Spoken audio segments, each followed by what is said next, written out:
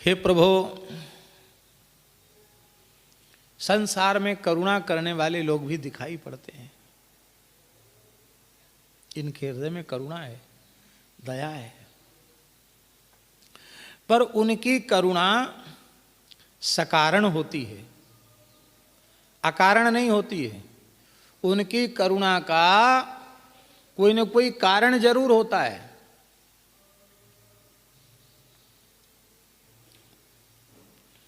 आपका कोई खास नाते रिश्तेदार है, और उसके ऊपर कोई भारी विपत्ति आ गई, संकट आ गया, अब बहुत दुखी है, विकल है, वो आपका आत्मीय है, तो आपको उसके प्रति करुणा जगेगी कि नहीं जगेगी? बोलिए। चाहे रिश्तेदार के हिसाब से जगे, चाहे टोला मोहल्ले के हिसाब से जगे, जाति बिरादरी के नाम पर जगे, अथवा पहले उसी व्यक्ति के द्वारा उस व्यक्ति का कोई विशेष हित हुआ था तो उस उपकार का बदला वो चुकाना चाहता है, अथवा इस भाव से, अथवा उस व्यक्ति से भविष्य में होने वाले स्वार्थ का चिंतन लगा हुआ है कि ये व्यक्ति इस समय तो संकट में है लेकिन है बहुत अच्छा आदमी, आगे यदि इस परिस्थिति में हमने इसकी सहायता कर दी तो आगे चलकर यह हमारे लिए बड़ा उपयोगी सिद्ध होगा।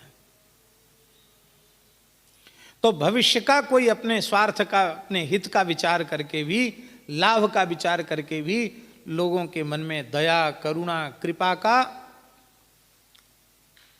भाव जग जाता है। ये कृपा, करुणा, दया है तो अच्छी,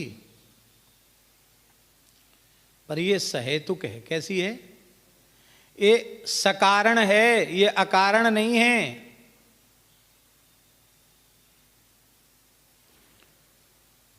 और सकारण जो होती है करुणा,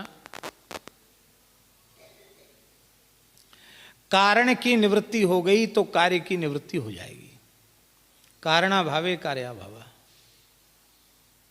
कारण नहीं रहेगा तो कार्य भी नहीं रहेगा।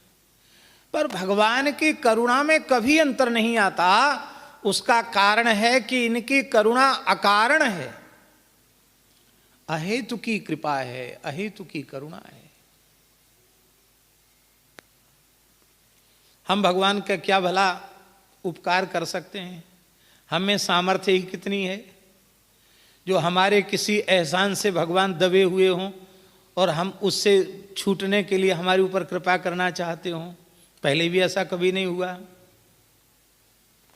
उनका कोई काम अटका नहीं है जो हमारे बिना अटक गया हो, तो इस समय कृपा कर रहे हैं, उसमें भी कोई कारण नहीं है। आगे भी हम क्या उनके लिए उपयोगी सिद्ध होंगे? हम क्या कर सकते हैं उनका? जे ही सृष्टि उपाई त्रिविध बनाई, संग सहाय न दूजा, सो करिय अघारी, चिंत हमारी जानिय भगति न पूजा। उन्हें किसी के सहयोग की आवश्यकता है ही नहीं, फिर भी भगवान करुणा कर रहे हैं, कृपा कर रहे हैं। तो ये कौन सी कृपा कही जाएगी? अकारण कृपा, अहेतुकी कृपा। इसलिए इस कृपा में कभी अंतर पड़ता नहीं है। आपकी करुणा, आपकी कृपा अकारण कृपा हो गई, इसकी अनुभूति कैसे हो? सामान्य कृपा सभी देहधारियों को प्राप्त है, चाहे धर्मात्मा हो, पुण्यात्मा हो, पापात्मा हो, दुष्टात्मा हो, कैसे ही हो, सबको, विद्वान, मूर्ख, अमीर, गरीब, सबको धरती है, सबको सूर्य चंद्र का प्रकाश है, सबको हवा है, सबको पानी है, सबको अन्न है। भगवान ने किसी की सुविधा छीनी नहीं है। पर हमारे ऊपर भगवान की अकारण कृपा करुणा है, इसकी अनुभूति कैसे हो? यदि जीवन में कोई विशुद्ध अंतःकरण के प्रेमी अनुरागी संत मिल जाएं और उनका पवित्र दिव्य सत्संग मिल जाए तो ये समझ लेना कि भगवान की अहेतु की कृपा करुणा हमारे ऊपर हो चुकी है। ऐसी करुणा न होती तो हमें सत्संग मिलता ही क्यों? भगवान ने हमारे कल्याण का संकल्प कर लिया है। अब आवश्यकता है भगवान के संकल्प के समादर की। ध्यान में आई बात? भगवान की कृपा में तो कसर नहीं है। कहां संसार में नरक में पड़े थे, भगवान ने कहां लाकर रख दिया। भगवान की कृपा में तो अंतर नहीं है, पर अपनी कृपा भी चाहिए, आत्म कृपा चाहिए।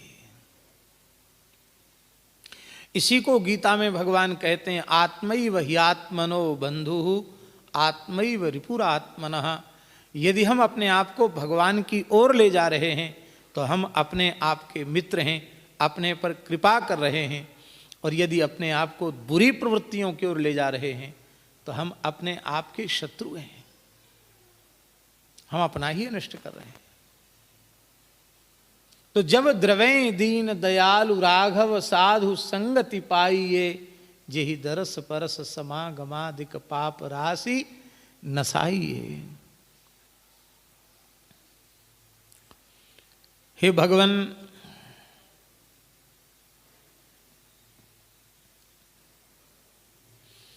संतों के माध्यम से ही आपकी कृपा जीवों को प्राप्त होती है।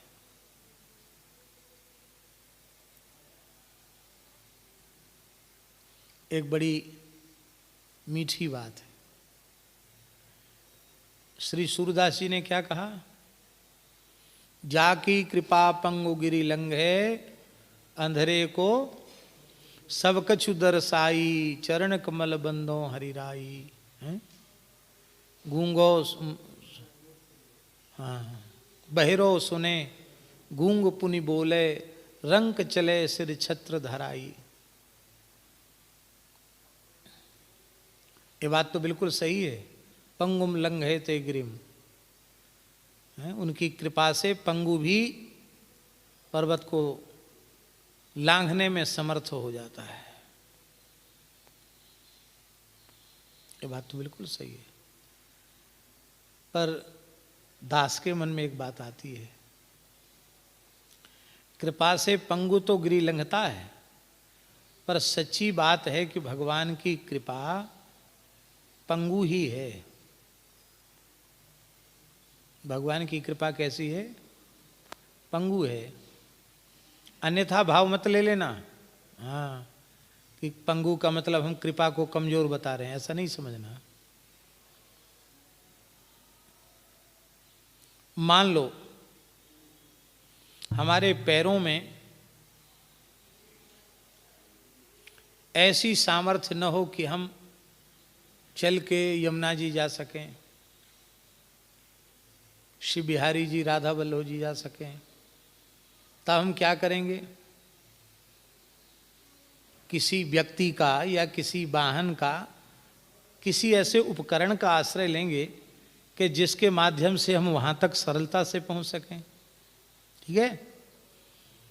तो इस अंश में हम बोल रहे हैं कि ठाकुर जी की कृपा प्रवृत्त होती है किसी संत की सवारी करके।